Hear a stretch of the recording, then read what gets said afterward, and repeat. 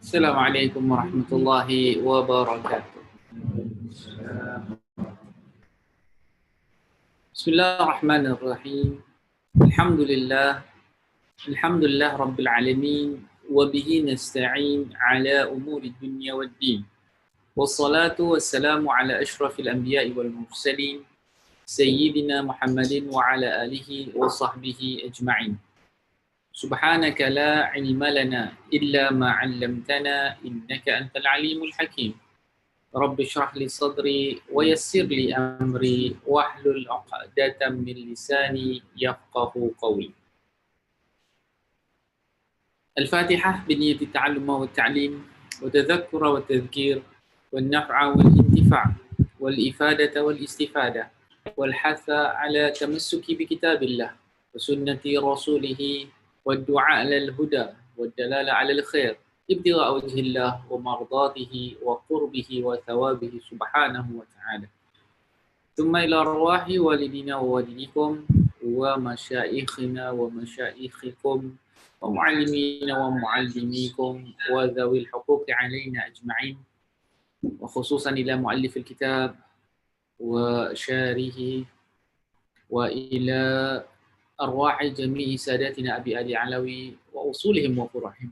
أن الله يعلي درجاتهم في الجنة ويكثر مثوباتهم ويضاعف حسناتهم ويحفظنا بجاههم وينفعنا بهم ويفتح لنا فتوح العارفين ويفقهنا في الدين ويعلمنا التأويل ويهدينا إلى صراط المستقيم وإلى حضرة النبي محمد صلى الله عليه وسلم كرام الفاتحة.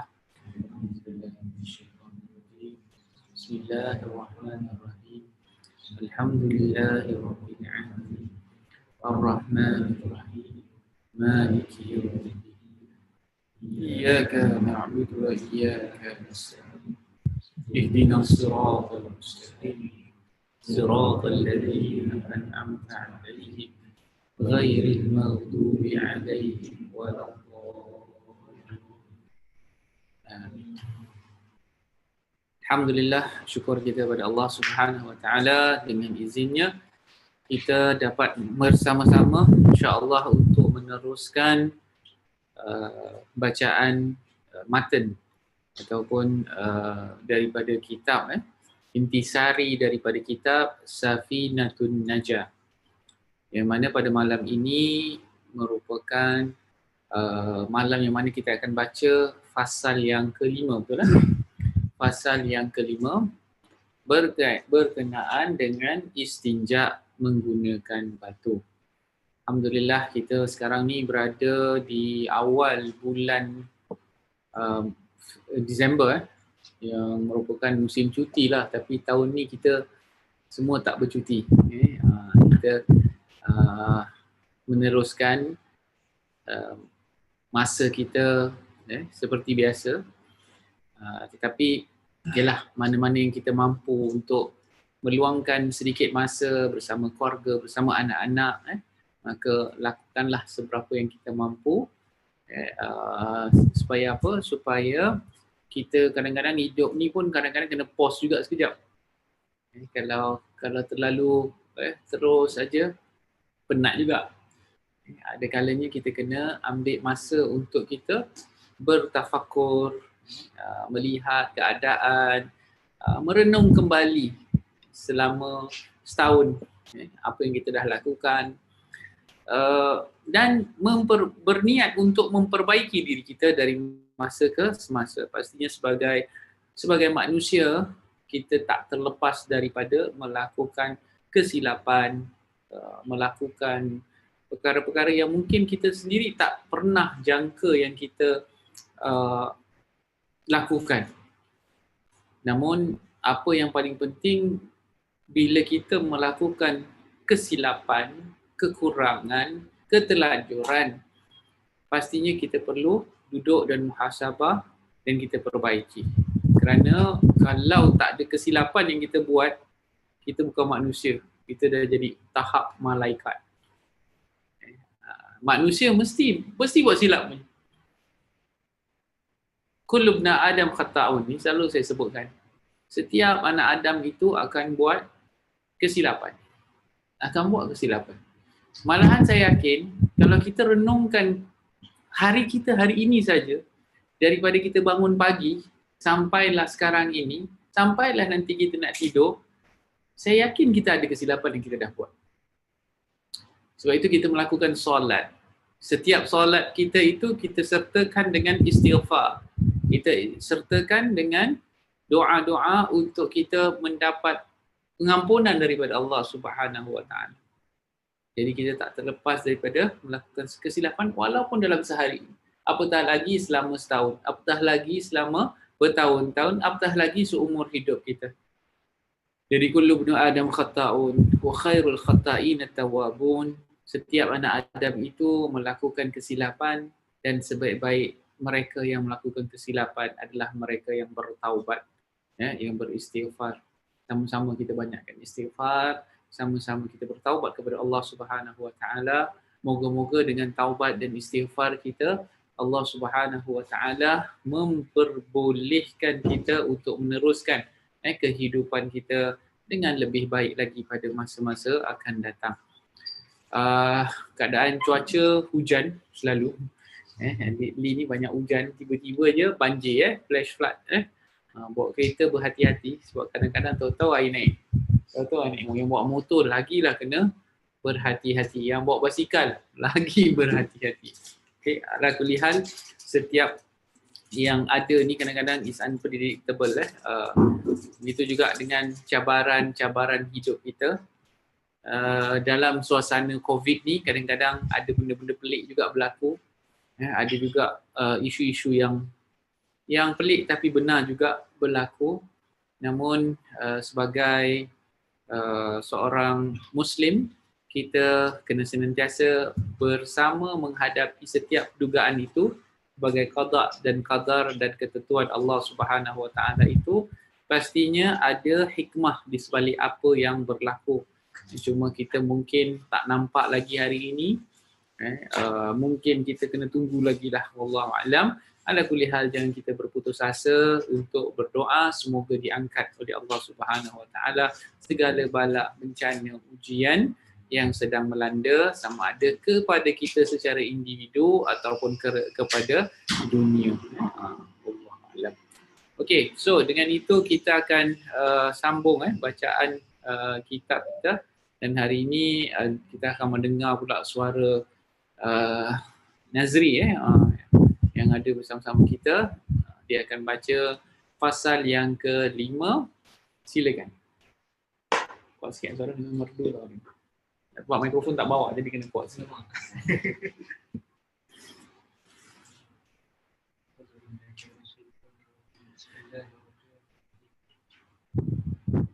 Pasal 5. Syarat istinja. Teruskan. Menggunakan batu. Faslun. Surutu Ijza. Ijza'i. Ijza'i ajari sama niyah an yakuna bisalah sati ahjar wa an yunkil yal mahal wa an la yajib najas wa an la wa an la yantaki wa la yatra'a alayhi akhar wa la yujawiza safhatahu wa hasyafata wa an la yusibahu ma wa an takunal ahjaru tahirah. Okay. So ini adalah matanya. Ini apa yang kita ambil secara langsung daripada kitab Safinatun Najah. Jadi hari ini kita nak membincangkan tentang istinja. Tentang istinja. Istinja tu apa? Apa makna istinja? Okay.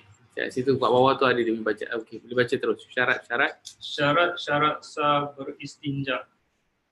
Istinja dari segi bahasa ialah terputus. Dari segi syarat bermaksud menghilangkan najis yang keluar daripada kubul atau dubur. Sama ada menggunakan air atau lain-lain, termasuk batu, daun kering, kertas tisu. Okey, so pertama sekali kita akan bincangkan ialah tentang syarat-syarat beristinja.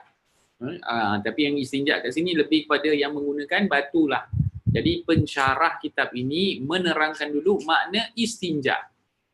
Istinja dari sudut bahasa artinya terputus. Okey, itu maknanya daripada sudut bahasa Arab lah. Daripada sudut syarak pula yang kita sedang bincangkan di sini ialah apa yang dikatakan oleh para ulama fikih. Mengatakan istinja itu bermaksud menghilangkan najis. Jadi nak kena tengok setiap benda yang keluar daripada kubul ataupun dubur. Kubul apa? Mer, kubul apa? Ini siapa tak tahu jawab, buat rotan lah dalam ni. Kubul apa kubul? Yang depan. Kemaluan yang kat depan. Okey, kemaluan ada berapa?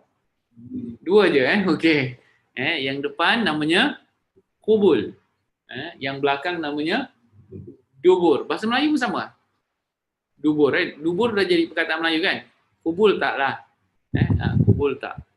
Okey. Jadi dia adalah istinja itu menghilangkan najis. Maknanya apa yang keluar daripada kubul atau dubur perlu dibersihkan. Okey. Dan dibersihkan itu menggunakan apa? Air dan yang lain-lain.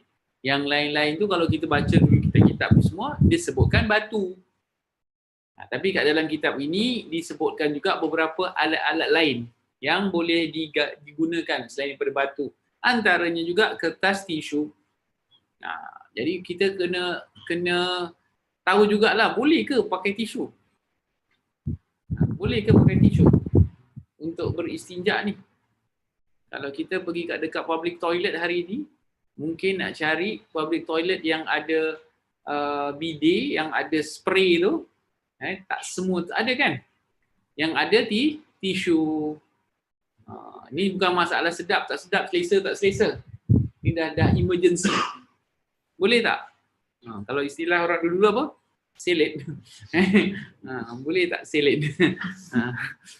Okay, dengar kata itu ni tak cebok. Tapi kat sini saudara mengatakan boleh digunakan tisu. Nanti kita akan bincangkan lebih lanjut lagi tentang penggunaan tisu.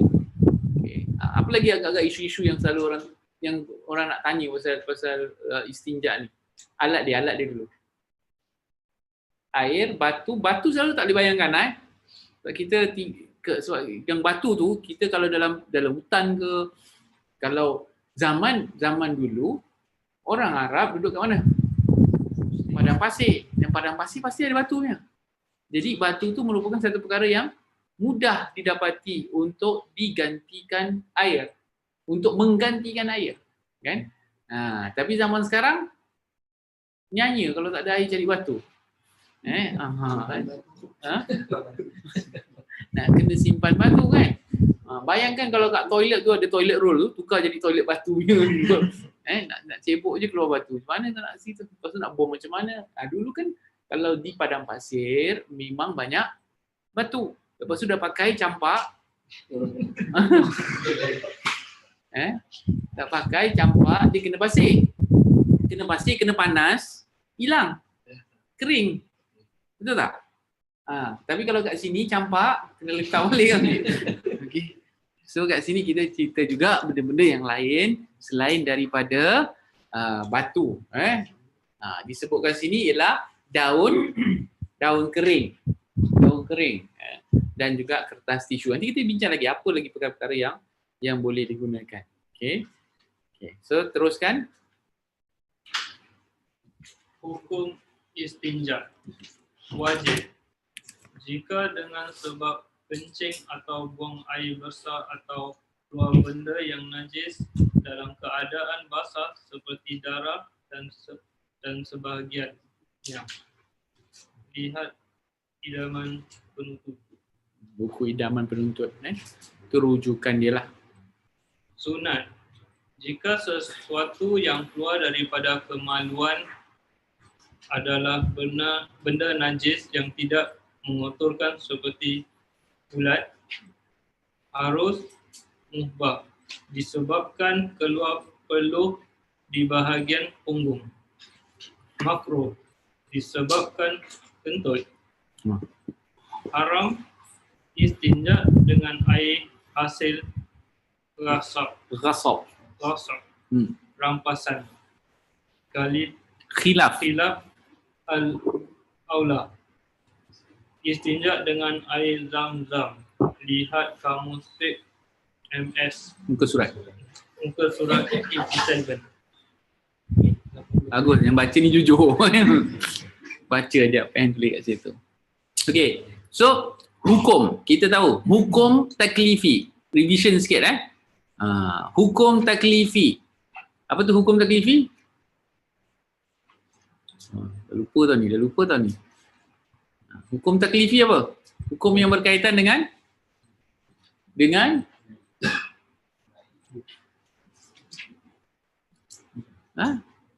hukum. Apa tu hukum? Yang berkaitan do's and don't. Okay. Hukum taklifi ialah hukum yang berkaitan dengan perbuatan kita, perbuatan seorang muslim. Okay, mukallaf. Kan dah belajar pasal mukallaf? Mukallaf tu makna tanggungjawab kan. Bila hukum tu namanya hukum taklifi ada berapa? Ada 5. Cuba tengok kat situ. Apa dia? Wajib, sunat, harus, makruh, haram.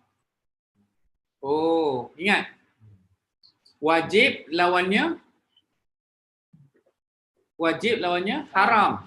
Sunat lawannya makruh. Kemudian ada harus. Wajib kalau buat dapat pahala. Kalau tak buat ni nak kena rotan juga ni tau. Wajib kalau buat dapat pahala, kalau tak buat berdosa. Contohnya solat. Okey, jadi solat wajib. Solat apa yang wajib? Solat wajib. Jawapan yang baik itu Okey. Solat yang wajib adalah solat wajib. Mandi wajib ada nazri. Solat 5 waktu. Solat 5 waktu yang namanya wajib. Buat dapat pahala, tak buat. Jadi solat wajib. Tak buat solat hukumnya haram. Haram kalau buat dapat pahala. Bagus. Susah ni. Haram. Aduh, penat dulu. Firdaus, haram apa? Kalau buat dosa, kalau tak buat contohnya berjudi. Contohnya berjudi. Jadi kalau kita semua tak berjudi kan? Dapat pahala. Bila kita tak berjudi tu, kita dapat pahala sebab kita dah meninggalkan larangan Allah. Kemudian sunat buat, tak buat, tak ada apa-apa. Okey, contohnya solat sunat. Solat sunat contoh apa? Solat yang sunat contohnya solat duha. Selain daripada solat, apa lagi perkara yang sunat? Puasa sunat. Selain daripada tu ada tak perkara yang sunat je? Senyum. Senyum hukumnya sunat. Kalau tak senyum, macam Syah selalu muka serius je. Tu hukumnya maknanya apa? Dapat pahala tak? Dapat dosa tak? Tak. Dapat apa? Dapat menyampah tengok muka. Muka kalau masam je tu menyampah kan tengok kan? Tu namanya, kalau dia tu namanya makruh. Maknanya kalau kita tak buat yang sunat, kita buat benda yang makruh. Jadi antaranya makruh tu ialah bila kita tengok, kita jadi macam tak disukai. Makruh tu makna dibenci tau. Perkara yang dibenci kalau kita buat. Sunnah tu kalau kita buat disukai. Dia kata senyum kan. Senyum, tengok muka orang senyum, kita suka. Kalau tengok orang muka masam, kita menyampah. Jadi kena selalu senyum. Senyum itu sedekah. Senyum tak perlu buat apa-apa kan. Senyum aja. Jangan sengi. Sengi tu dah lain macam. Okey, kita tengok muka orang tersengi aja tu. Tengok ni betul ke tak betul Senyum itu hukumnya sunnah. Sementara bagi yang tak ada hukum, itu namanya mubah. Kat situ taruh apa? Harus. Okey, tak buat tak ada hukum. Okey, contohnya nak duduk macam Yasir ke nak duduk macam Firdaus? Apa hukum dia? Dia dah macam mana aku duduk aku? Nak duduk macam Yasir ke nak duduk macam Firdaus? Mana satu yang suka hatilah, itu namanya harus. Kalau baring tengah belajar baring tu hukumnya apa? Tak kena pijak gitu. Okey, sebab tak kenalah adabnya kan. Tapi nak duduk macam mana? Nak duduk bersila, nak duduk tawaruk, nak duduk apa? Macam-macam jenis duduk ya. Tu hukumnya harus. Tak ada masalah. Makan. Nak makan tak nak makan? Hukumnya harus lah. Jadi istinja ni dia boleh jadi 5 hukum. Tu yang kat situ. Bila istinja jadi wajib? Bila istinja jadi sunnah?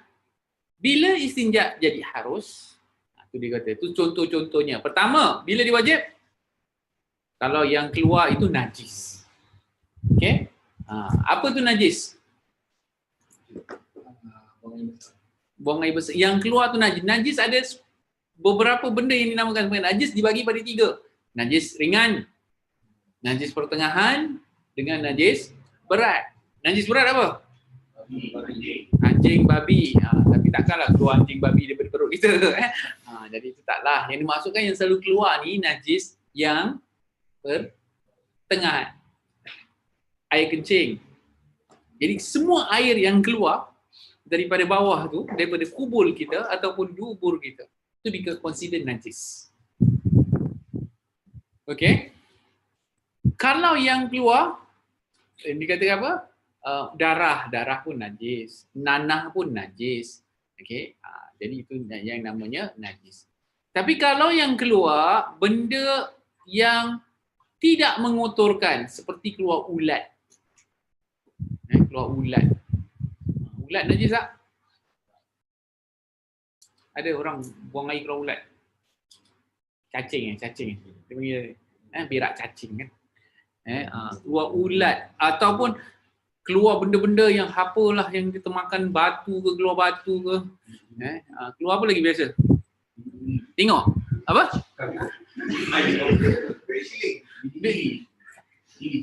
Cili dah najis lah tu. Takkan nak cuci masak balik kan? Itu najis lah. Yang duit shilling ada? Kita makan duit shilling keluar balik tak tahu. Wallahualam lah Tapi yang disebutkan sini disebutkan sebagai seperti ulat. Seperti ulat. Ulat tu sunnah dibersihkan juga. Okey, sunnah dibersihkan tempat sebut. Kalau yang keluar adalah benda yang najis dikatakan situ. Harus kalau keluar peluh di bahagian punggung. Rasa basah je kan. Tak tahu dia keluar ke, dia apa ke, jadi kat situ diharuskan untuk istinja. Nak istinja boleh, tak istinja pun boleh juga. Okey. Makruh kalau kentut pergi cebok. Kenapa? Kentut makruh pula. Kalau kentut istinja hukumnya makruh. Kenapa? Tak. Bukan macam tu. Maksudnya kalau orang yang kentut, dia pergi setiap kali dia kentut pergi istinja. Makruh, tak disukai. Bazir air. Kan tak ada najis, tak ada apa kan? Kalau dah memang terkencit, kenalah.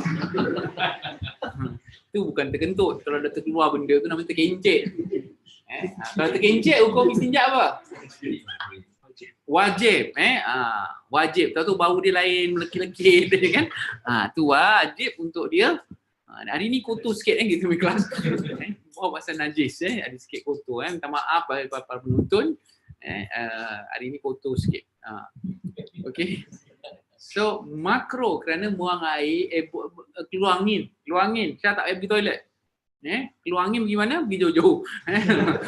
Sebab bau tak boleh tahan. Tak payah. Kalau tak jadi buang mubazir lah. Membazir air, membazir waktu. Betul tak? Kentut ni normal ke tak normal? Normal. Boleh terima orang kentut tak? Boleh. Saya tak terima. Masya Allah. Jadi kentut ni dia tidak mewajibkan istinja. Okay. Haram. Bila hukumnya haram? Kalau dia menggunakan air yang dia curi. Itu air rampasan kan? Air yang dia curi ke, air orang ke, apa ke, ni haram. Okay, itu tak ada contoh yang lebih baik lah. Dan terakhir di sini ada lagi satu dia panggil khilaf aula. Khilaf aula tu maknanya lebih baik jangan buat. Okey. Iaitu cebok dengan air zam-zam. Okey, itu namanya khilaf aula. Inilah petikan daripada kitab Kamus Fiqh. Boleh dapat ini petikan daripada situ. Hukum-hukum beristinja. Okey, jadi dah tahu bila wajib istinja, bila tak wajib istinja, bila jangan istinja dengan air yang dirampas dan sebagainya. Rukun-rukun istinja mesti ada 4. Kita baca. Rukun istinja mesti ada 4. Orang yang beristinja, apa yang diistinjakan, apa yang dibasuh, iaitu najis. Tempat yang diistinjakan iaitu kubul dan dubur. Kabul tu kalau nikah. Ijab kabul. Jangan salah ijab kubul lah itu mana. Alat untuk beristinja iaitu air atau batu atau lain-lain. So makna rukun apa? Mesti ada benda 4 ni. Kalau 4 ni tak ada, tak sah. Namanya istinja. Okay? Mesti ada orang yang beristinja. Mesti ada apa yang nak dibasuh tu. Tempat keluar tadi tu lah kan. Mesti ada najisnya, mesti ada tempatnya. Okay. So kalau dia keluar daripada selain daripada kubur dan dubur, macam mana? Alat untuk beristinja air ataupun batu. Kadang-kadang orang kena tebuk kan. Kubur dengan duburnya tak boleh berfungsi. Selalunya kubur lah kan. Masuk hospital, tak boleh nak keluar kat situ, dia orang tebuk kat atas, taruh apa tu? Apa bag? Stoma bag. Betul-betul. So, keluar kat tempat lain. So, adakah tempat itu perlu diistinja? Jadi kat sini kata tempat yang nak diistinjakan tu kubul. Kubul ataupun dubur. Kubul ataupun dubur. Okey. Alat yang nak diistinjakan air atau batu, itu yang biasanya, dan lain-lain tadi kita dah bincang. Okey. Ada soalan? Sofa ada soalan? Kalau yang Nana kalau macam bekas jerawat tu, jerawat Nana kira najis. Najis tak? Yes. Najis mesti dibersihkan. Okay, tapi yang kita kata istinja ni lebih kepada yang kat kubul dubur. Kalau misalnya kata di apa saja yang namanya jenis-jenis tadi najis tu mesti dibersihkan. Mesti dibersihkan. Cuma kalau dia sikit, dia dimaafkan. Okey, darah, nanah sikit satu titik, itu dimaafkan. Kalau kita tengah solat sekali tengah solat terkena tergaruk satu titik darah keluar, itu dimaafkanlah. Tapi kalau banyak mesti dibasuh. Mesti dibasuh. Kalau macam si kita accident atau benda jadi kita ambil macam mesti apa accident ambil salah. Banyak salah. Dah stop tapi dia masih Okey. Darah masih mengalir. Okey. So sekarang kena dekat tempat yang kita berbalut tu lah kan. Kita kena pastikan yang tempat itu dibalut dan darah tersebut tidak terkeluar. Najis tersebut tidak terkeluar. Jadi kalau boleh basuhlah. Kalau tak boleh basuh, contohnya kalau basuh makin melambatkan proses penyembuhan contohnya kan. So pakai plaster ke pakai apa, yang penting darah tu tidak terkeluar. Kalau darahnya banyak sangat tu kan, itu nanti doktor lah kena settlekan lah. Tapi secara umumnya kalau misalnya kata kita luka yang besar, kena taruh dressing dan sebagainya lah untuk memastikan darah itu tidak mengalir. Dibalutlah maksudnya. Ambil wuduk dengan atas dipanggil apa, balutan atau jabirah. Okey, jabirah. Tengok macam mana anggota apa. Ada kalanya anggota tersebut apabila dibungkus kita gantikan dengan tayammum. Okey, untuk anggota tersebut saja. Itu nanti belum sampai lagi. Kita berubat istinja. Okey, ada kalanya kita sapu di atas anggota tersebut. Contohnya anggota tersebut memang anggota tayammum pun. So macam orang pakai kas ke, pakai apa tu kan. So kalau dia terkena pada anggota-anggota wuduk yang bukan anggota tayammum, digantikan dengan tayammum. Tapi kalau dia merupakan anggota wuduk yang juga merupakan anggota tayammum seperti muka dan juga muka dan tangan, dia kena pastikan seberapa boleh sebelum benda tu dipasang, dia mesti dah bersih dululah dalam keadaan berwuduk dan sebagainya. Tapi isunya sekarang kalau orang kita, negara kita ni kan, mana doktor kata tahu macam mana kau ambil wuduk dulu kan, dia main bungkus sajalah. Itu nanti kita bincangkan macam mana cara-cara. Biasanya bila nak dia orang nak bersihkan tu pun dia orang make sure that benda tu dah bersih kan, dia dah tahan darah, baru dia bungkus dengan cantik dan tidak mengeluarkan najis lagi. Okey, so itu nanti kita akan bincangkan lagi. Dia boleh ada dua cara, satu iaitu menggantikan anggota yang luka tu dengan tayammum atau disapu di atas jabirah dia panggil, jabirah ataupun benda yang membalut, balutan luka tadi. Itu pun tertakluk pada berapa mudarat benda tu. Allah malam, nanti kita sambung lagi insya-Allah. Teruskan. Alat istinja. Alat untuk beristinja ialah air atau batu atau benda yang sepertinya daripada benda yang beku, suci dan bukan daripada benda yang dihormati. Tidak boleh menggunakan benda yang cair seperti air mawar dan cuka atau benda yang kena najis, mutanajis atau tahi unta. Tahi? Okey. Tai unta yang kering. Tu tumpuk-tumpuk.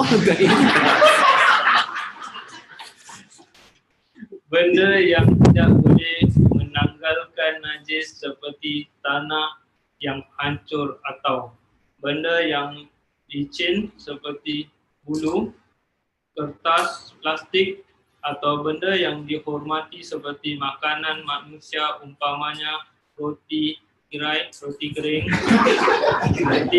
yang tidak menjadi arang atau makanan jin seperti tulang walaupun telah hangus. Makanan binatang seperti rumput kering boleh digunakan untuk beristinja. Lihat hidaman penutut. Dah makan nanti. Roti kering jadi roti kirai.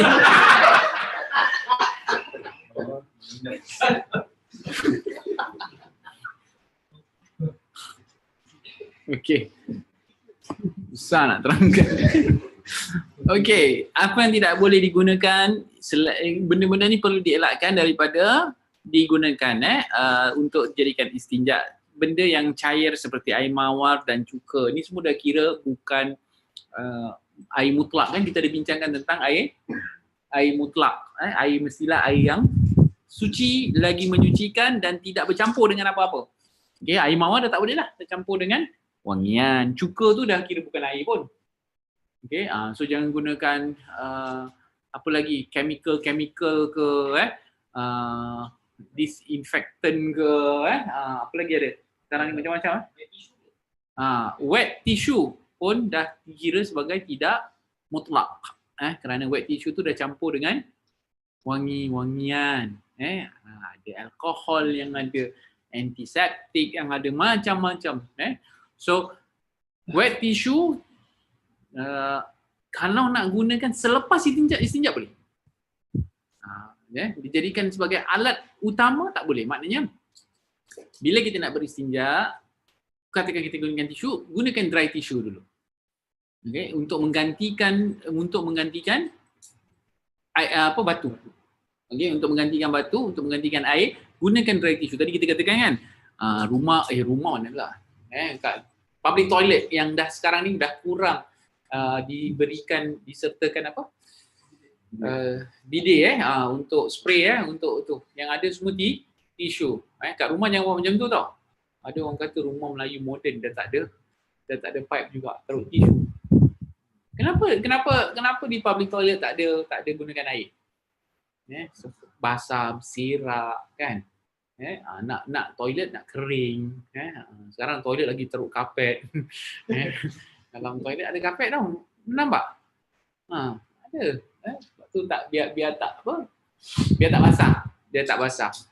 Kita pula toilet bukan main lagi, masuk toilet masjid tak pernah kering. Basah terus. Dia bukan cuci istinja je, lantai tembok semua dia cuci. Dengan kita kadang-kadang pelik juga. Apa yang diistinjakan? Okay, so wet tissue kalau nak gunakan, lepas gunakan dry tissue. Orang buat terbalik. Pasal kita dah terbiasa dengan air. Kalau kita tak pakai air, kita rasa macam tak bersih. Betul? So, bila kita nak gunakan batu ataupun tisu, nanti kejap lagi kita baca dalam cara beristinja, insya-Allah. Benda yang kena najis tak boleh, mutan najis, tai unta, tai unta yang kering besar atau keras. Itu tak boleh sebab dia najis lah. Orang tersilap nanti kan diingatkan tai unta tu batu. Jadi kata tai unta yang kering pun tak boleh dijadikan alat untuk membasuh ataupun beristinja. Benda yang tidak boleh menanggalkan, tanah yang hancur, benda yang licin, benda yang dihormati. Tu kita cakap pasal roti kan? Betul tak? Roti tak boleh lah. So makanan tak boleh. Tak kira makanan manusia ataupun makanan jin. Jin makan apa? Jin makan tulang. Sebab tu banyak kat Beach Road. Sebab tulang banyak dijadikan makanan. Manusia pun sekarang dah pandai. Tu makanan jin. Okey. Walaupun telah hangus, makanan binatang seperti rumput kering boleh digunakan untuk beristinja. Tu dah. Jelas lah.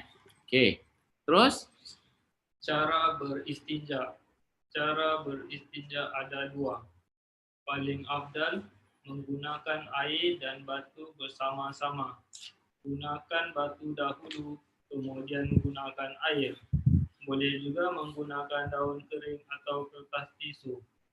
Jika perlu memilih antara keduanya, sama ada air atau batu, maka afdal menggunakan air.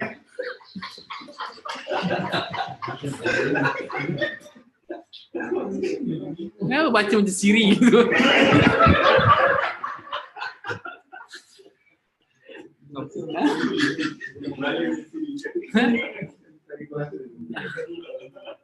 Okay, Siri, thank you.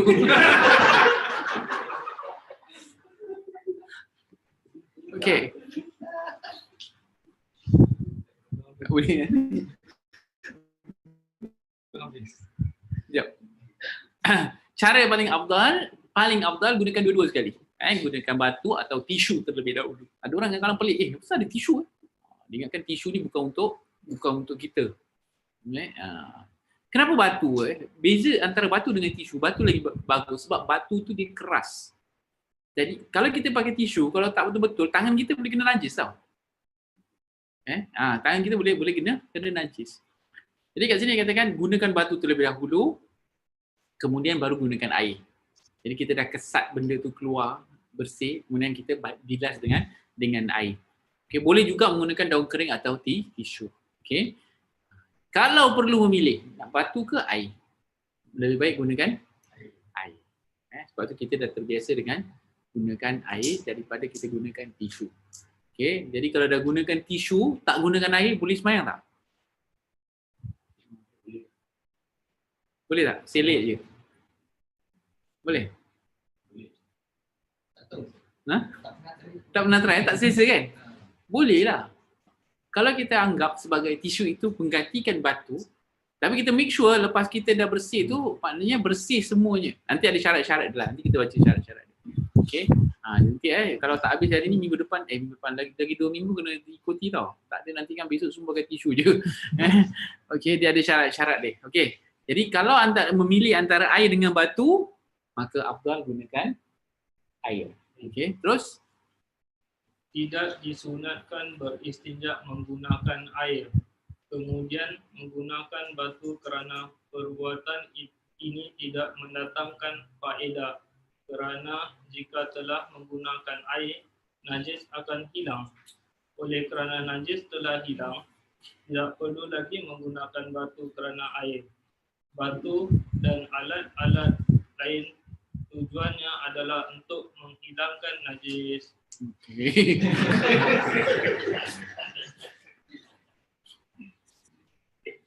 Okay, so kalau dah gunakan air, dah tak payah pakai batu lagi. Tak defeat the purpose. Okay. Kecuali kalau kita gunakan tisu tu untuk keringkan tempat kemaluan kita. Kan? Ada orang dia mungkin kena infection ke kalau biarkan, ataupun nanti dah pakai seluar, tak selesa, basah, lembab. Jadi gunakan tisu tu untuk bersihkan tak ada masalah. Tapi tak semestinya. Okay. Jadi kalau kita perlu ada tisu dengan air, kalau nak afdal, bersihkan dulu dengan tisu. Tapi nanti ikut syarat-syarat.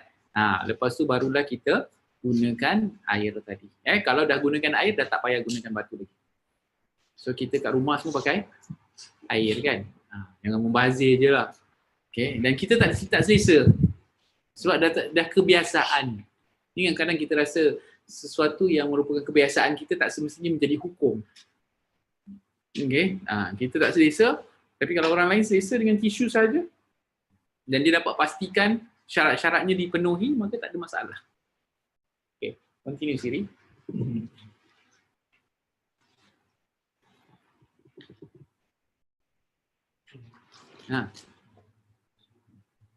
Batu dengan batu yang akan dengan batu ada 8 perkara. Okay, jadi syarat beristinja, ingat ini sambungan yang kat atas ni sambungan daripada muka surat yang 2 muka surat sebelumnya. Ingat kita cara baca ni cara baca buku lama.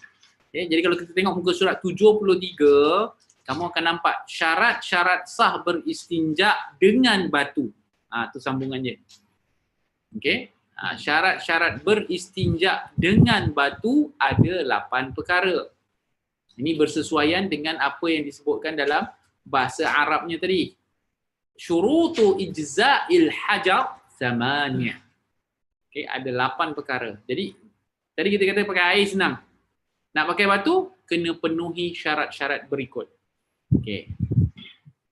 Hendaklah menggunakan 3 biji batu. Okey, so nak istinja dengan batu mesti pakai 3 biji batu. Okey, baca yang footnote 55.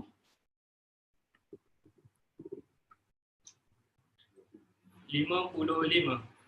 Batu di sini merujuk kepada setiap benda padat yang suci, dapat menyerap dan ia tidak dihormati oleh syariat. Okey, so perkataan batu kat sini ulama telah pun membahaskan bahawa batu tak semestinya batu. Susah nak faham kan? Batu yang dimaksud kat sini ialah setiap benda yang padat. Okey, keras lah. Okey, yang suci. Padat ni bukan air, bukan liquid. Okey, kalau bukan liquid apa? Solid. Padat kat sini yang solid. Benda yang solid dan yang suci. Maknanya dia bukan najis. Tadi kita dah bincangkan syarat-syarat dia kan? So itu maksud dia kat sini. Dapat menyerap. Kalau licin tadi kan kita kata plastik, mana boleh? Sebab plastik tak menyerap. Okey. Dan tidak dihormati. Ini tadi kita dah bincang juga. Okey. So benda padat terus? Benda padat tetapi ada najis. Tidak dapat menyerap kerana halus atau rapuh dan benda yang dihormati seperti buku, makanan dan lain-lain. Tidak boleh digunakan untuk beristinja. Okey, kenapa? sebab dia tak dapat menyucikan. Okey, dia tak dapat menyucikan. Okey, tadi kita dah bincang contoh-contohnya. Terus Haram menggunakan roti kerana ia makanan manusia dan tulang kerana ia makanan jin. Haram menggunakan tangan, kaki atau badan haiwan yang masih hidup dan bersambung dengan haiwan tersebut. macam mana tu? Bayangkan macam mana? Kat rumah ada kucing, ambil kucing di tangan. Buat cebok, kena cekau tu tahu kan? Maknanya tak boleh tangan, kaki, badan haiwan. Ayam kamu tak boleh Okey. Kemudian jika ia terpotong atau bercerai daripada haiwan yang halal dagingnya seperti kambing, lembu dan suci setelah disertu atau kulit bangkai yang telah disertu, maka boleh digunakan. Faham? Selagi dia belum jadi makanan. Okey. Dia belum lagi dianggap sebagai makanan. So misal kata kulit yang telah disertu, kulit apa? Kulit apa? Kulit lembu Kulit lembu boleh? Kulit kuda. Benda yang telah disertu tadi tu dah bersih. Sertu maknanya apa? Dah dibersihkan, dah macam mana cakap? Dia dah sertu tu dikeringkan tau. Okey. Disamak. Disamak. Selalu sertu orang cakap anjing dan babi je kan. Telah disertu kat sini lebih pada disamak, telah dikeringkan. Sebab apa? Kulit kalau kita tengok asalnya dia akan ada cairan-cairan, kotoran-kotoran tu semua mesti dibersihkan, lepas tu dijemur. Okay? So kulit binatang pun boleh digunakan untuk beristinja. Senang kata macam itulah. Kulit binatang boleh digunakan untuk istinja. Bulu-bulu binatang pun boleh digunakan untuk beristinja kalau telah pun disertu dan dia boleh memenuhi syarat tadi. Serap, tak licin, padat, boleh digunakan. Okey. Tapi kalau benda tu masih hidup bersambung dengan haiwan, tu namanya biadab. Ingat binatang pun kita kena hormati. Jangan kita treat. Ini kecantikan Islam. Okey. Haiwan pun perlu dihormati.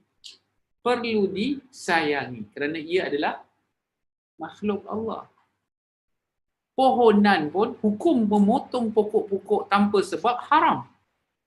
Jadi jangan jalan tepi jalan, geram-geram yang petik pokok, patahkan ranting, haram.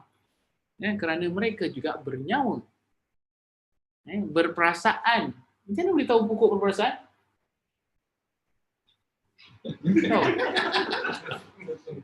Tak tahu pokok perasaan, ada perasaan. Lepas tu kalau orang tanam bunga, dia kena communicate kan?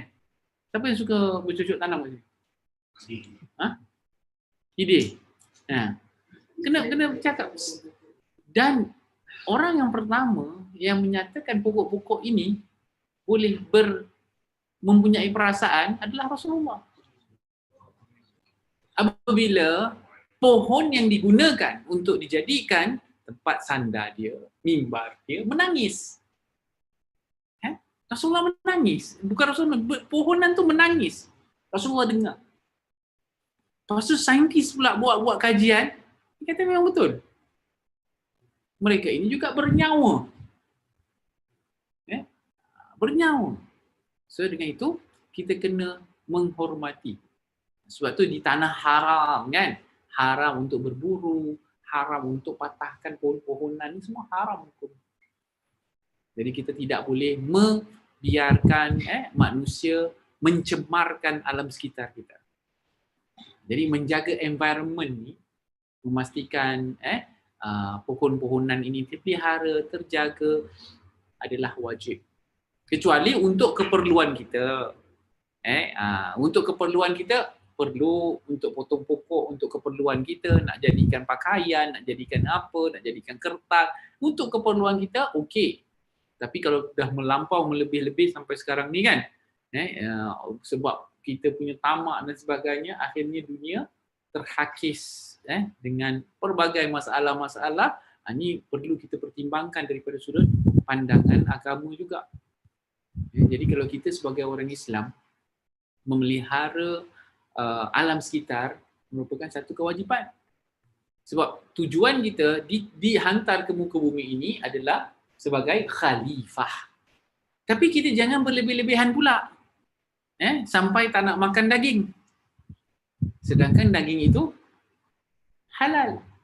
Sampai kita jadi golongan yang makan sayur je. Kan? Ada kan? Sebab apa? Nak memastikan kita tidak menzalimi binatang. Memang Allah ciptakan binatang tersebut untuk kita makan. Bayangkan kalau kita semua makan pokok aja. Berapa banyak binatang yang kat dalam dunia ni nanti itu. Habis dah tak ada pokok dah kita. Kan? Jadi ada yang Allah ciptakan untuk kita menggunakan. Jadi apa yang patut kita lakukan sebagai seorang Muslim ialah berpada-pada dalam apa saja yang kita gunakan. Kita nak ada baju, nak ada kertas, nak ada apa. Jangan membazir, itu saja. Jangan sampai Allah tarik nikmat. Sebagai seorang mukmin, sebab tu kalau kita beli pakaian, pastikan pakaian yang kita beli itu yang kita perlu. Jangan kita terlampau banyak membeli pakaian tapi kita tak pakai. Itu semua menyebabkan dunia kita, alam sekitar kita tercemar. Membazir dengan kertas, membazir dengan plastik dan sebagainya, itu pun boleh menyebabkan tercemarnya kerana kita punya tamak. Tapi penggunaan alat tersebut sebenarnya tak ada masalah. Asalnya tak ada masalah, asalnya hukumnya harus. Tapi kalau dah jadi pembaziran, dah jadi hukumnya haram. Okey? So pastikan yang kita faham benda ni, jangan terlampau. Sampai kita terlampau, sampai kan beberapa tahun yang lalu anak lihat ada sampai yang tak nak buat korban. Tak nak buat korban sebab dia kata apa? Zalim. Buat korban binatang. Jadi dia ambil duit tu dia buat sedekah. Dia kata lagi bagus. Tak boleh. Itu syiar. Itu ibadah. Kita tak boleh ubah suka-suka kita je. Daripada sembelih apa? Sembelih kambing, disembelih pokok. Tak boleh lah. Benda ni tak masuk akal pun. Kan? Jadi benda-benda macam tu kita kena pastikan jangan melampau. Okay? Sederhana okey. Makanan kita jangan kita membazir makan kan. Sekarang kita makan terlalu mewah. Sampai kan orang yang tak boleh makan tak dapat makanan. Orang yang makan terbuak-buak makanan yang ada. So kita kena makan dengan sederhana. Okey. Teruskan. 56. 8 perkara, iaitu jika beristinja menggunakan batu sahaja. So syarat yang ada 8 ni cuma ketika menggunakan batu atau yang sewaktu dengannya. Cara-caranya ialah Caranya ialah menggunakan 3 biji batu dan mengusap najis dengan setiap batu. Jika najis masih ada setelah menggunakan 3 biji batu tersebut, maka wajib menambah batu lain sehingga najis dapat dihilangkan. Menggunakan batu dengan bilangan ganjil. Okey. So adabnya gunakan 3 batu. Okey. Kalau dah pakai 3 pun masih ada, boleh tambah. Dan yang terbaik 3, 5, 7, 9 yang ganjil. Okey. Okey, kemudian boleh juga menggunakan 1 biji batu dan mengusap sebanyak 3 kali usap dengan 3 permukaan batu. Jika najis boleh hilang dengan cara ini, sudah cukup dan tidak semestinya menggunakan 3 biji batu. So, erti kata yang lain mesti buat 3 kali ya. Untuk memastikan benda ni tu mesti 3 kali. Sama ada 3 batu atau 1 batu yang agak besar, kemudian ada 3 permukaan. Okey. Tu boleh.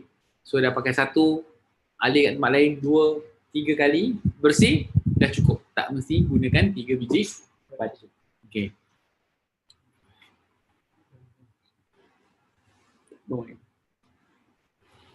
Yang ketiga, menggunakan 1 biji batu untuk mengusap sekali usap di tempat najis. Kemudian batu itu dibasuh dan dikeringkan. gunakan lagi batu tadi untuk mengusap seterusnya dengan cara yang sama. Cara ini juga dibolehkan dan sah istinjaknya. Ini sekarang berikan 3 senario. Yang pertama 3 biji batu. Yang kedua 3 batu ada 1 batu ada 3 permukaan. Yang ketiga 1 batu pakai tapi bersihkan, pakai lagi, bersihkan, pakai lagi. 3 kali tapi batu yang sama tapi batu itu dah bersih. Tapi yang ketiga ni macam defeat the purpose lah kan. Kalau dah boleh basuh, terus basuh pakai air sudah. Okey, tapi cuma diberitahu bahawa boleh. Batu yang sama sekiranya telah dikeringkan, telah dibersihkan, digunakan sekali lagi untuk beristinja, boleh. Okey. Okey, baca atas. Syarat kedua. Syarat kedua. Hendaklah batu boleh membersihkan tempat najis. Okey, batu yang boleh membersihkan tempat najis. Okey. Syarat ketiga. Baca 58. 58. Tempat najis. Di sini merujuk kepada lubang dubur yang tertutup ketika berdiri. Kepala maluan lelaki, zakar dan bibir kemaluan perempuan. Faraj. So kat sini bila katakan tempat najis, yang dimaksudkan dia kata tengok kat atas, hendaklah batu boleh membersihkan tempat najis. Okey, tempat najis yang dimaksudkan kat sini bukannya kat muka, bukannya kat telinga, bukannya kat tangan, tapi 3 tempat ini. Pertama, lubang dubur yang tertutup kalau berdiri. Okey, kalau berdiri terbuka tu bukan lubang dubur. Lubang dubur adalah yang tertutup. Kedua, kepala kemaluan lelaki, zakar. Okey, zakar. Kalau kemaluan lelaki namanya zakar, kepalanya. Okey, dan bibir kemaluan perempuan ataupun namanya faraj. Okey, jadi kubul umum. Lelaki perempuan boleh pakai nama kubul. Tapi kalau lelaki, kubulnya zakarnya. Okey, sebab tu jangan salah sebut. Berzikir, berzakar, dah jadi lain makna. Okey, zakar, berzikir. Sebab tu bahasa Arab atas dengan bawah je jadi lain makna. Padahal dia punya sebutannya atau nampak bacaannya mungkin sama kan? Jadi zakar kemaluan lelaki di depan, faraj kemaluan perempuan. Okey. So inilah tempat yang perlu dibasuh. Kalau nak gunakan batu, ini tempat dia. Okey. Terus jika setelah mengusap dengan usapan wajib sebanyak 3 kali belum dapat membersihkan tempat itu, wajib ditambah usapan lain sehingga bersih.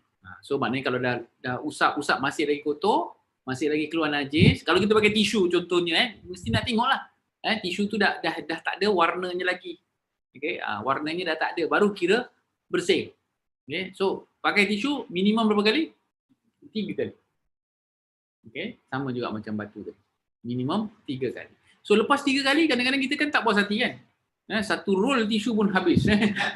Tak habis-habis, dia usap-usap tak berhenti, tak hilang.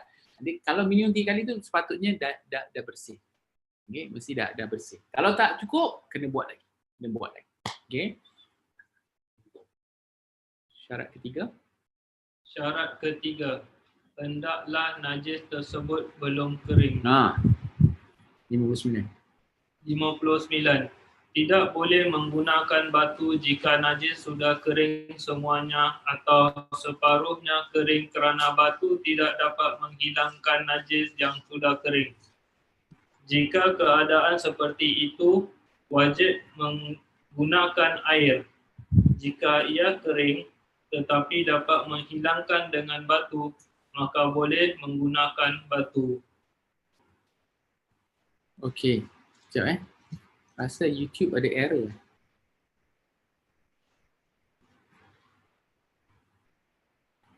Tak keluar.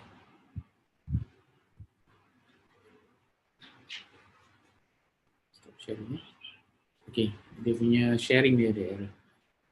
Okey. Tidak, tadi kita kat mana? 59. Okey. Jika najis sudah kering. So bererti bila kita menggunakan batu tadi, hendaklah pastikan benda tu masih apa? Basah. Okey, mesti masih basah. Maksudnya kalau dah kering pakai batu macam mana dah tu? Melecet dah. Kan kalau kena batu, hatta kalau pakai tisu pun tak boleh juga. Jadi kita kena cepat-cepat. Habis saja kita selesai membuang air atau najis, tadi kita dah selesai, kita boleh gunakan batu tadi sebelum kering. Kalau dia dah kering, maknanya lambat sangat ke apa kan, kena pakai air. Sebab confirm tak boleh bersih lah. Pasal dah melekat, benda tu kena pakai air. Okey. Terus baca syarat yang keempat. Hendaklah je sebut. Syarat keempat. Hendaklah najis tersebut belum bergerak ke tempat lain. Maksudnya 60. Maksudnya najis tidak kena tempat lain selain daripada lubang dubur, kepala zakar, bibir, faraj. Jika sudah lebih daripada 3 tempat ini, maka wajib menggunakan air. Faham? Dah berkecah lah. Tu nak pakai batu ni nak kena make sure benda-benda tu masih lagi, cuma kena bahagian-bahagian yang kita boleh bersihkan tadi. Kalau nak pakai tisu, nak pakai apa, kalau dia dah berkecah kan, kalau dia dah kena tempat lain, dah kena dekat punggung ke, dah kena, itu kalau kita bersihkan tempat tu dah kira mutan najis, dah kena najis, maka tempat tu kena bersihkan dengan air. Jadi kalau kita buang air, nak gunakan batu saja, ni kita kata menggunakan batu saja atau menggunakan tisu saja, make sure kita penuhi syarat-syarat ni. Kalau tak, mesti pakai air. Berarti kalau tak jumpa air tu, maknanya dia belum bersih. Kalau dia belum boleh bersih, dia belum boleh solat dah. Okey. Syarat yang seterusnya. Syarat kelima. Hendaklah najis tersebut tidak bercampur dengan benda lain. Maksudnya, ia tidak bercampur dengan benda basah seperti air kencing atau kering, sama ada najis seperti tahi binatang atau suci seperti debu. Jika ia bercampur dengan benda basah, maka wajib menggunakan air selepas menggunakan batu. Ini maksudnya tempat tadi itulah. Kalau dah terpercik air ke, terpercik benda najis lain ke kan, maka dah tak boleh lagi gunakan batu. Sebab kita tak tahu lagi kebersihan tempat yang kita basuh tadi. So banyak syarat sebenarnya kalau nak pakai batu atau nak pakai tisu. Okey. Terus perkara ke-6. Hendaklah najis tersebut tidak berpindah dari lubang dubur dan hasyafah. Tahu apa hasyafah? Kepala zakar. Tahu kepala zakar apa? Ini tu apa? Yang dulu orang kata apa, helmet tu. Okey. Itu kepala tak boleh pindah. Kalau pindah tak boleh. Dah kira mutanajis. Tadi kita dah bincangkan sebelum ni. Okey, benda-benda tu maknanya dia masih lagi kat dekat hasyafah. Tahu Okey, faham. Okey, kemudian permasalahan. Imam Ar-Ramli mengatakan sah istinjaknya jika bercampur dengan benda kering dan suci. Okay. Ini isu tadilah ini permasalahan tentang bercampur syarat yang sebelumnya.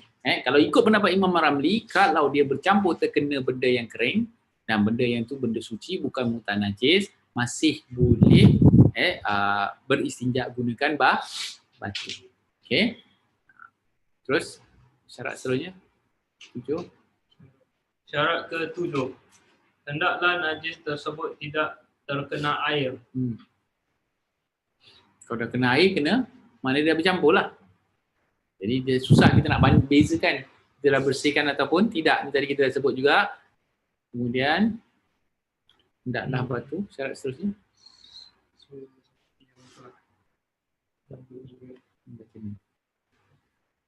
Hendaklah najis tersebut tidak terkena air. Next. Hendaklah batu yang digunakan itu bersih. Maksudnya apa? Tidak sah menggunakan sesuatu yang najis atau benda yang terkena najis. Tunggu dah bincangkan tadi Okey, ada soalan?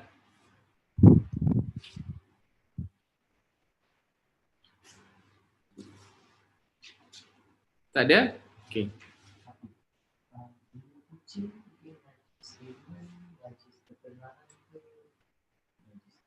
Bulu kucing.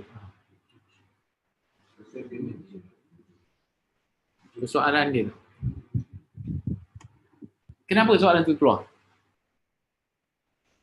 Saya pernah dengar yang kucing tu najis tapi saya kurang pasti.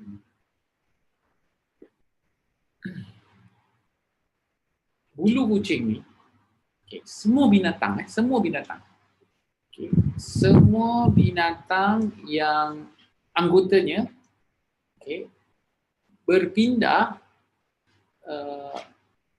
dia tengok binatang yang halal dimakan dengan binatang yang tidak halal dimakan.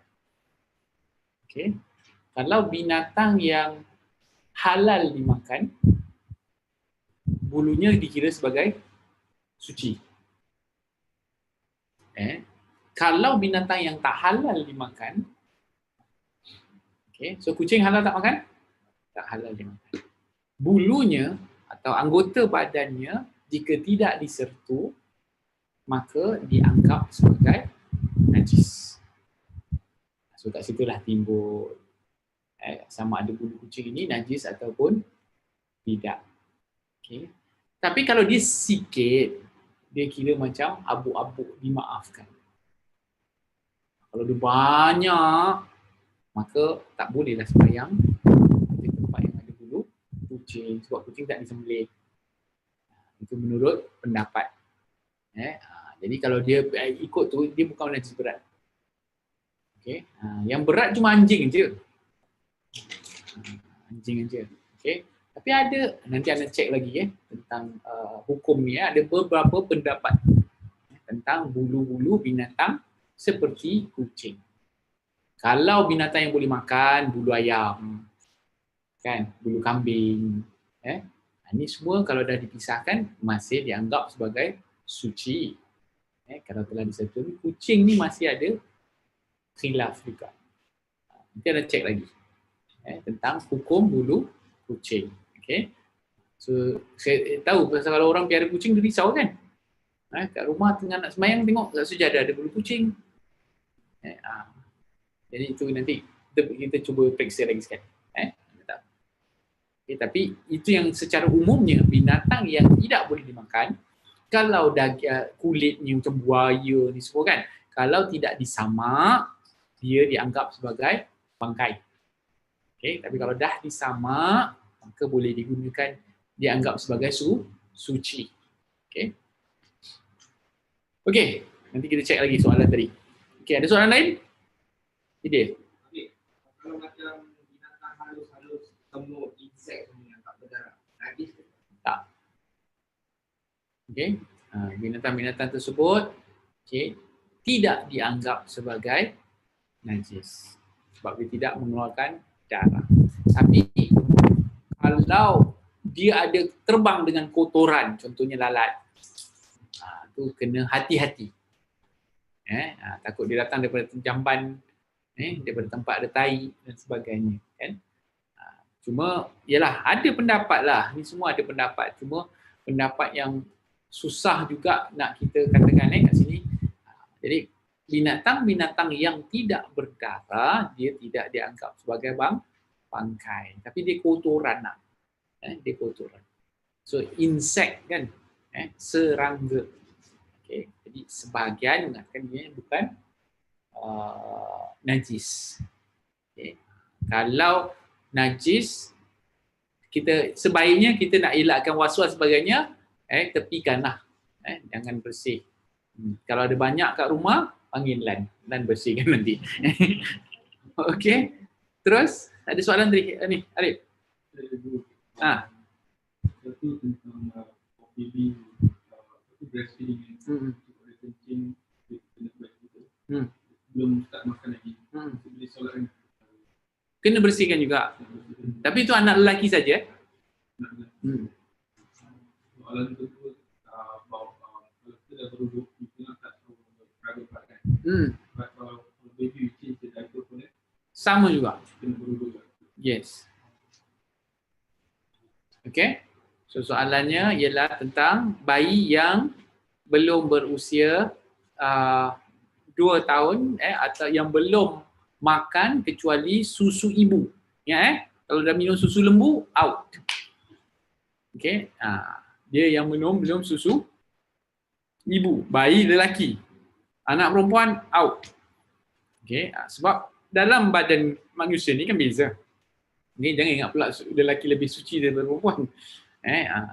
So, kalau terkena, bayi tu belum minum apa-apa ingat dia belum minum apa-apa langsung tau. Cuma minum susu ibu saja. Lalu terkena pada pakaian si bapa nak solat tadi, maka ambil air renjis saja. Bersih. Okay. Itu cara menghilangkan najis ringan. Okay. Kalau najis berat, cara cucinya pun berat. Kena gunakan air tanah. Kalau najis pertengahan, maka cara cucinya pun sedang juga. Basuh saja dengan air sehingga hilang bau, warna, dan kalau dia ada rasa, hilang rasa dia lah. Okay. Okay. So, soalan pertama tadi tu soalan kedua tentang menyentuh kemaluan. Adakah kita menyentuh kemaluan kita sahaja membatalkan wudu atau menyentuh kemaluan orang lain pun membatalkan wudu? Takkanlah kita pegang orang boleh kemaluan kan?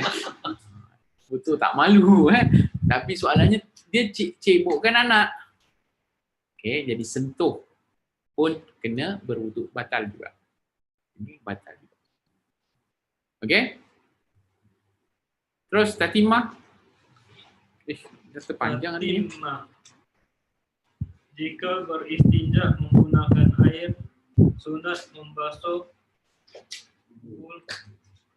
dahulu, kemudian barulah dubur. Jika menggunakan batu, ia adalah sebaliknya. Okay. So Tatimah penutup daripada perbincangan kita hari ini ialah kalau gunakan air, basuh, kubur dulu baru dubur. Kalau gunakan batu, dubur dulu baru kubur. Wallahu a'lam bishawab. Adab-adab nanti minggu hadapan kita sambung insya-Allah.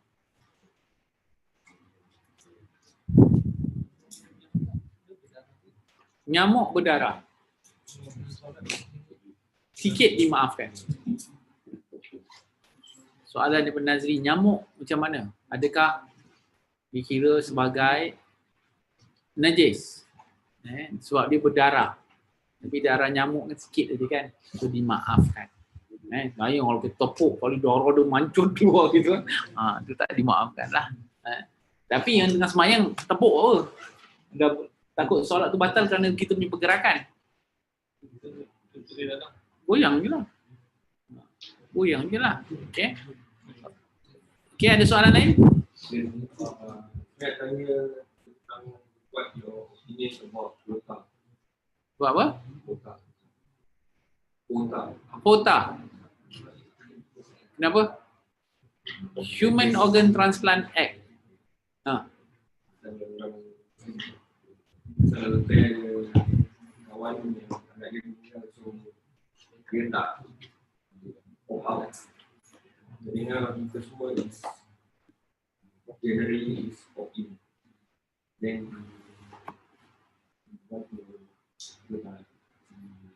Dia tak nak kasih? Okey. Isu hota ni telah dibincangkan beberapa kali Antara yang terkini yang saya tahu ialah orang Islam semua dah masuk dalam hota. Okey. Berarti kalau kita tak nak organ kita diambil untuk diberikan kepada orang lain, maka kita kena opt out. Betul? So para ulama ada berbagai-bagai pendapat. Ada yang berkeras mengatakan bahawa kita tidak boleh mendermakan organ kita kepada orang lain kerana mudarat dan sebagainya. Tapi fatwa yang terkini di seluruh dunia, banyaklah bukan di Singapura sahaja, membenarkan sekiranya ada keperluan. So, apa yang saya faham tentang khotbah ni? Kalau saya salah lah. Apa yang saya faham tentang khotbah ni? Dia bukan boleh ambil sebarang-sebarang. Cuma beberapa bahagian organ kita saja yang boleh diambil. Iaitu ginjal utamanya. Dan isu masalah ginjal ini adalah masalah yang besar. Dulu sebelum orang Islam dimasukkan dalam khotbah, kalau ada di antara kita ni yang terkena penyakit ginjal ataupun ginjalnya tak berfungsi, untuk mendapatkan ginjal orang lain secara umum, bukan yang directly derma, makan masa yang lama. Perlu menunggu lebih daripada 10 tahun. Dan menurut doktor, kalau dah lebih 10 tahun gunakan mesin dialisis, kemungkinan besar dah tak boleh pakai lah, dah tak boleh dapat transplant lagi. So kita punya queue panjang. Sebab kita semua tak masuk dalam kota. Dan kita punya orang paling ramai yang terkena, yang susah kat sini. Kemudian bila diperkenalkan ini ialah untuk memudahkan supaya apa? Kalau kita perlu mendapatkan ginjal atau organ-organ yang diperlukan, dia lebih cepat lagi. So yang difahamkan ialah bukan semua anggota kita, bukan yang postmortem tu tau. Okey, ada yang kata postmortem nanti semua barang-barang kita dia ambil, bukan macam tu. Dia yang perlu sahaja. Postmortem satu isu lain. Okay, postmortem ialah untuk mencari sebab kematian. Itu saja. Nak buat kajian lah. Kalau kita, apa pasal dia mati? Dah ajal. Tapi bagi mereka tak boleh. Mereka mesti nak tahu sakit apa, ada penyakit sebelum ni ke, mereka nak tahu. Kalau kita tak boleh lah kan. Kalau itu kan. So postmortem satu isu yang lain. Isu pemindahan organ-organ ni kan dah dibincangkan banyak. Memang kalau saya kata, ada ulama kata no, cannot. So siapa yang kata cannot, dia opt out lah. Senang aja. Dia opt out. Tapi risiko bagi dia kalau dia terkena penyakit dan sebagainya, untuk dia mendapatkan ginjal pun agak lama. Okay, salah ginjal, kornea mata, jantung yang boleh buat pemindahan. Wallahualam. Jadi saya not too sure kalau dia expanded lah. Dan kalau untuk mengambil ginjal ni, dia tak boleh yang apa sebarang-sebarang ni kematian tau. Okay, dia mesti orang-orang yang dah declare sebagai brain dead. Dia masih lagi pakai life support machine. Okay, so maknanya dia punya ginjal and all that masih berfungsi. Sebab kalau dia dah mati dah lama, ginjal dia dah tak berfungsi, nak pindah pada orang lain tak boleh. Dah tak ada mana. So dia akan gunakan macam-macam life support machine and all that, dan dia mesti transfer immediately. Dia mesti transfer juga immediately. Dia mesti cari siapa yang cocok. Jadi dia akan, wallahualam, teknologi perubatan ni dia makin hari berubah-ubah. Itu yang saya faham lah. Tak tahu yang kalau sekarang punya teknologi dah mungkin boleh ada storage yang boleh simpan lama dan sebagainya. So bila kita katakan pemindahan organ ini sekiranya ianya membantu nyawa yang lain, para ulama membenarkan. Tapi sekiranya untuk dijual, untuk dijadikan suka-suka, maka ianya tidak dibenarkan. Okay. Sekiranya pemindahan ini dapat menyelamatkan nyawa lain, nanti ada orang argue lah. Kalau gitu, dia tak semestinya orang Islam tahu dapat. Memanglah, tapi kita bantu sesama manusia kan. Kita membantu sesama manusia. Mungkin orang Islam tak dapat kita punya, tapi orang Islam dapat orang lain punya. Dapat juga membantu sesama kita. Jadi boleh membantu memudahkan lagi atau mengurangkan risiko dan sebagainya. Jadi secara dasarnya fatwa di Singapura membenarkan pemindahan organ. Okay. Kalau kita rasa tak setuju, cepat-cepatlah buat apa isi borang untuk opt out daripada inilah, daripada kota. Wallahu a'lam. Memberi dapat pahala. Kalau ini sekarang kita katakan dalam keadaan darurat, ataupun hajat yang dah sampai pada darurat kerana apa? Dia antara hidup dengan mati. Oh, ada orang kata taklah. Dia masih boleh hidup dengan dialisis. Susahnya dialisis tu, kita mungkin ada di antara anda yang ada ahli keluarga yang pernah terkena gunakan dialisis. Susah ke sana? Susah kan? Dia punya cocok pun banyak. Dia punya ini macam mana.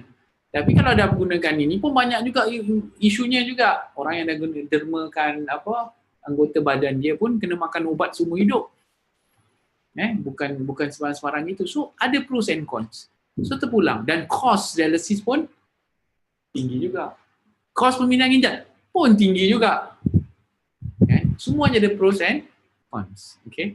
So terpulang. Okay. Sekiranya rasa tak selesa, maka opt out lah. Tapi kalau rasa, yalah, pada saya dalam keadaan darurat, tak ada masalah untuk kita membagi. Sama ada dapat pahala atau tidak, terserahkan pada Allah. Kita pun kalaulah dia mengatakan untuk menggunakan benda ni suka-suka, saya pun tak setujulah. Semua orang mati ginjalnya dia ambil, simpan kat dalam icebox, siapa perlukan dia ambil, dia bagi. It's not as easy as that. Dia is not as easy. Sebab kadang-kadang orang tak faham, orang ingat tu postmortem tu kena keluarkan dia punya anggota badan dia. Okay. Ini semua ada etika kan?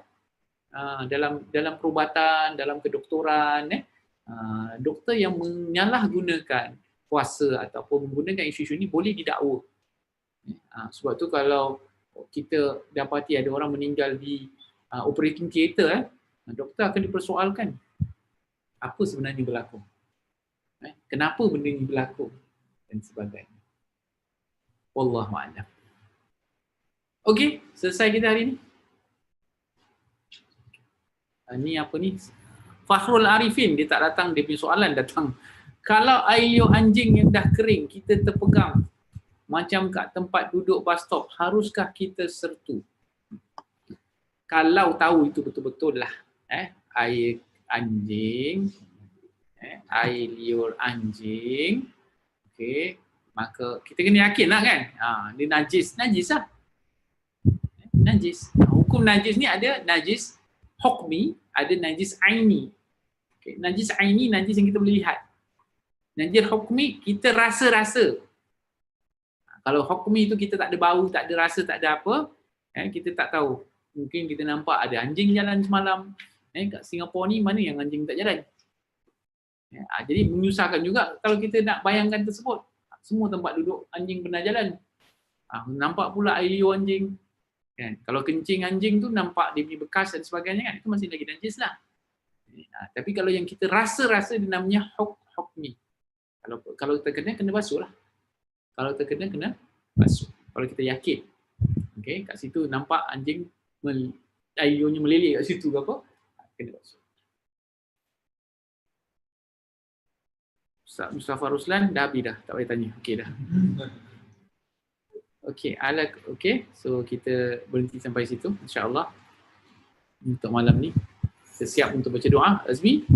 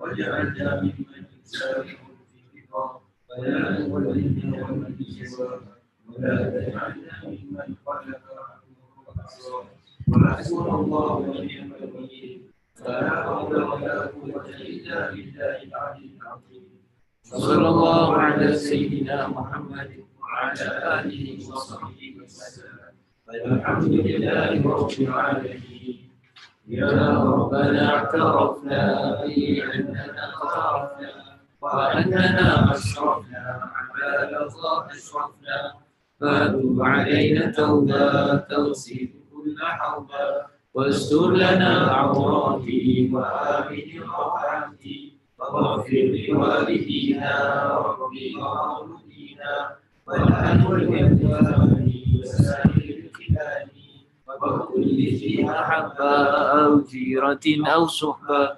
والمسلمين أجمع آمين ربي فاسمع فضل الوجود من نال بالحساب منا بالمصطفى الرسول نحظى بكل سوء بالمصطفى الرسول نحظى بكل سوء بالمصطفى الرسول نحظى بكل سوء صلى وسلم ربي عليه عبد الحب وآله وصحبه رجال الشسر والحمد لله في البدر والثناء آمين.